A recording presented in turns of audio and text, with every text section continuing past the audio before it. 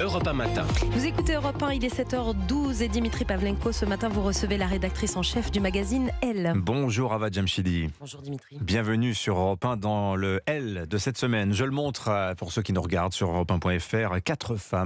3 femmes témoignent d'agressions sexuelles perpétrées par le psychanalyste star Gérard Miller, engagé auprès de la France Insoumise. Elles ont raconté à Alice Augustin et Cécile Olivier, les auteurs de l'enquête, des attouchements, des viols commis par Gérard Miller, aujourd'hui 75 ans, au cours de séances d'hypnose. Ces faits remontent, Ava Jamshidi, pour certains à plus de 30 ans. La principale accusatrice s'appelle Muriel Cousin. Alors qui est cette femme et comment avez-vous eu vent de cette affaire, Ava Jamshidi? Racontez-nous. Alors Muriel Cousin est journaliste, elle a été chroniqueuse dans de nombreux médias. Et en fait, ce qu'il s'est passé, c'est qu'il y a eu une première affaire, si je puis dire, et un moment lors duquel Judith Godrèche, qui a raconté sa relation avec le réalisateur Benoît Jacot, a exhumé une archive d'un documentaire lors de laquelle ce réalisateur raconte de manière totalement décomplexée la relation qu'il a engagée avec celle qu'il qualifie de ces termes, il dit cette Judith, qui a 14 ans à l'époque. La petite Judith. La petite Judith, oui. Cette Judith. Et ce documentaire a été réalisé par Gérard Miller. Les Russes du désir, donc, s'appelle ce film, sorti en 2011, qui était passé relativement inaperçu à l'époque. Totalement inaperçu, qui est exhumé donc par Judith Godrèche. Précisons que Benoît Jacot, lorsqu'il raconte sa relation avec Judith Godrèche, 14 ans à l'époque, il en a 40 lui. Tout à fait, Voilà. il a 40 ans. Et donc, Gérard Miller a été appelé le 10 janvier à réagir à ce documentaire et au ton qu'il emploie pour interroger Benoît Jacot. Et lors de cette dernière prise de parole, donc qui remonte à il y a 3 semaines, Gérard Miller explique que c'est la fierté de la France que la parole des femmes se libère. Et ces propos ont fait bondir plusieurs personnes, dont Muriel Cousin, qui a contacté Alice Augustin et Cécile Olivier, donc nos 2 enquêtrices qui ont signé cette enquête. Elle leur a parlé de ce qui lui était arrivé, donc elle témoigne comme on dit, sous son nom.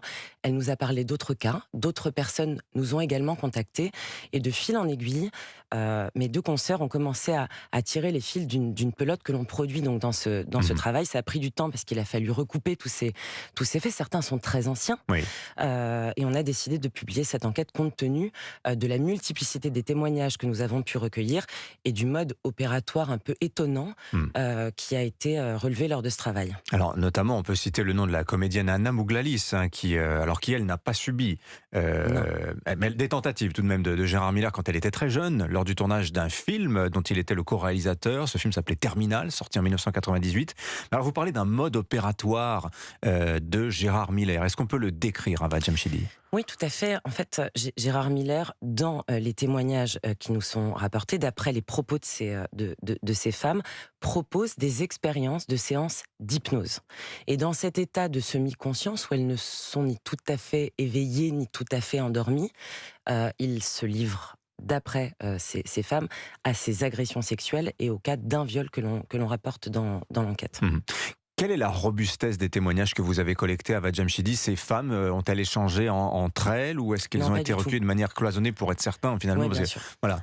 On les a vraiment recueillis de manière totalement décloisonnée, et pour chaque cas, chaque fait qui est rapporté dans cet article, on a vraiment soupesé le moindre mot. Les 2 enquêtrices ont vraiment essayé de recouper au maximum en recueillant les témoignages de personnes qui avaient été témoins, des propositions de séances d'hypnose de Gérard Miller, de témoignages de proches qui ont vu de leurs yeux ces victimes présumées aussi à l'issue de ces séances. Et donc, on a essayé comme ça de pouvoir recouper ces faits. Et j'ajoute quand même que la multiplicité des cas, puisque là, on évoque donc dans cette enquête 3 cas d'agression sexuelle et un viol. Il y a d'autres. Il y a eu d'autres témoignages qui nous ont permis aussi de corroborer ces faits. Et vous lancez d'ailleurs dans l'article qui paraît cette semaine dans Elle, Ava Jamshidi, un appel à témoignage, parce que vous êtes à peu près certaine qu'il y en a d'autres, et qu'il y en aura d'autres. On a reçu d'autres témoignages. Je préfère ne pas m'avancer pour le moment sur la nature de ces témoignages, puisque nous ne les avons pas recoupés, mais je crains qu'il y en ait d'autres en effet. Alors c'est un peu une bombe quand même, cette histoire autour de Gérard Miller, qui s'est défendu. On va citer quelques-unes des phrases qu'il prononce dans un long texte qui tient sur 3 pages, qu'il a publié sur son compte X. Mais enfin, Gérard Miller, quand même, s'était signalé notamment en attaquant vertement Gérald Darmanin, ministre de l'Intérieur, qui à un moment a fait aussi l'objet d'accusations de violences sexuelles. C'est aussi un peu l'arroseur arrosé, cette histoire.